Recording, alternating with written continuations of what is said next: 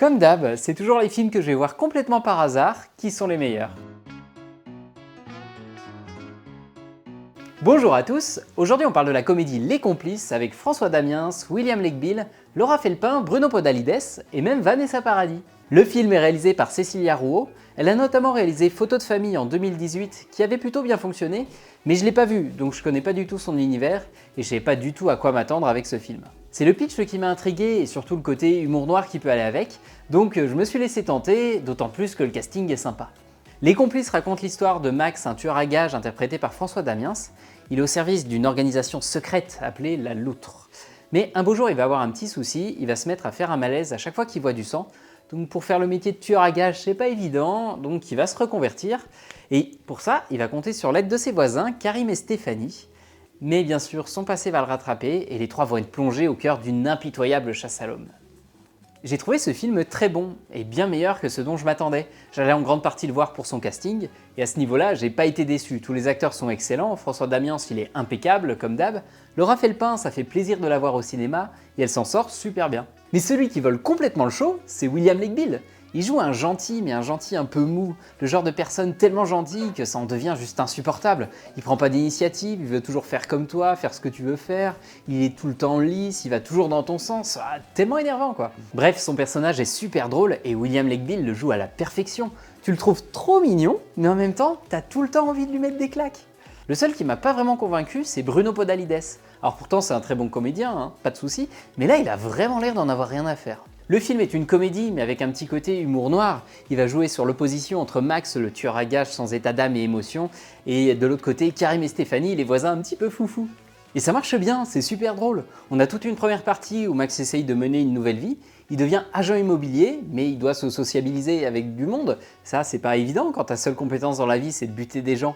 Et dans une seconde partie, on va le voir mener sa chasse à l'homme, mais il va être accompagné de ses voisins qui se la jouent tueur à gages stagiaires et qui font n'importe quoi. Donc le trio est super attachant et les personnages nous font tour à tour bien marrer, et ça sans vulgarité ou gag en dessous de la ceinture en plus. Mais bon, on n'est jamais plié en deux non plus, le film n'a pas la force comique d'un Alibi.com 2, parce qu'il fait le choix de pas juste être un enchaînement de vannes comme beaucoup de comédies, mais de se laisser du temps pour développer ses personnages. Il y a une vraie profondeur dans l'écriture qui donne toute sa force au film. On creuse la personnalité et la fragilité de chacun des personnages. On a Max, le tueur en série, qui ouvre enfin son cœur à l'émotion, Karim, moqué et mal considéré parce qu'il est trop gentil et donc considéré comme faible, et Stéphanie, bloquée dans une vie qui lui correspond pas.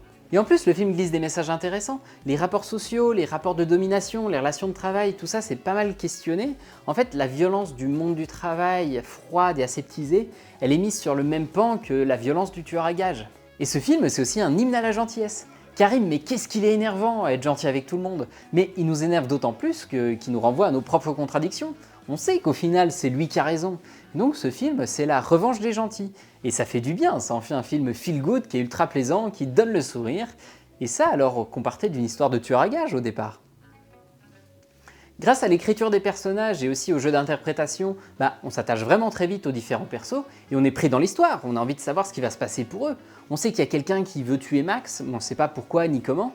Donc Max et ses voisins vont s'infiltrer dans l'agence pour essayer de découvrir qui tire les ficelles. Et moi, j'étais vraiment à fond, j'avais envie de savoir ce qu'allait se passer. Malheureusement, le final a été une petite déception de mon côté. La conclusion de l'histoire est peut-être un peu vite expédiée. Et puis le background de Max et de l'agence aurait peut-être pu être un peu plus creusé et un peu plus cohérent. Et je termine avec un dernier point, mais pas des moindres. Ce film est beau. La photo est très jolie, chaque plan est bien pensé. Il y a une lumière qui est bien travaillée, qui fait des jolis jeux de lumière sur les personnages. Mais surtout, les décors sont exceptionnels. Ça a été tourné du côté de Montpellier, et alors c'est magnifique. On a des sentiers couleur ocre, un lac qui est immense, un port de pêche, un désert de sel. C'est vraiment assez incroyable comme image. On ne se croirait pas en France, le film a une atmosphère assez unique. Et en plus d'être incroyable, les décors sont vraiment variés. Ils sont allés tourner à tout plein d'endroits différents. Et en plus, on a une belle opposition entre les bureaux qui sont tout petits, tout étriqués, tout tristes, qui s'opposent à l'immensité de la nature. Le film a donc plein de qualités, mais il a aussi un petit souci, c'est son rythme. Il est un peu trop linéaire en fait. Il n'y a pas de montée en intensité, qu'elle soit comique ou dramatique. Il n'y a pas de vraies scènes d'action, ça manque un peu. Ou alors juste des moments de tension. Là, on n'a jamais peur pour nos personnages. Il aurait sûrement fallu trouver quelque chose pour ajouter un peu de variété, un peu de dynamisme par moment pour recaptiver notre attention. Mais à part ça, pour moi c'est un grand oui pour Les Complices, j'ai passé un super moment et c'est tout ce que j'espérais voir quand je suis allé voir Bonne Conduite. Une comédie noire, drôle, décalée, avec une super ambiance. Là, j'ai vraiment retrouvé tout ce que je cherchais. Je vous conseille donc Les Complices, on passe un super bon moment, c'est une bonne comédie, originale avec une histoire sympa, mais surtout des personnages bien travaillés et un petit propos, des acteurs qui sont excellents et des décors de fous furieux. Et voilà, je m'arrête là. Si vous avez vu le film, n'hésitez pas à me dire ce que vous en avez pensé. Merci beaucoup d'avoir regardé cette vidéo, j'espère qu'elle vous aura intéressé. Allez au cinéma et mangez des pizzas!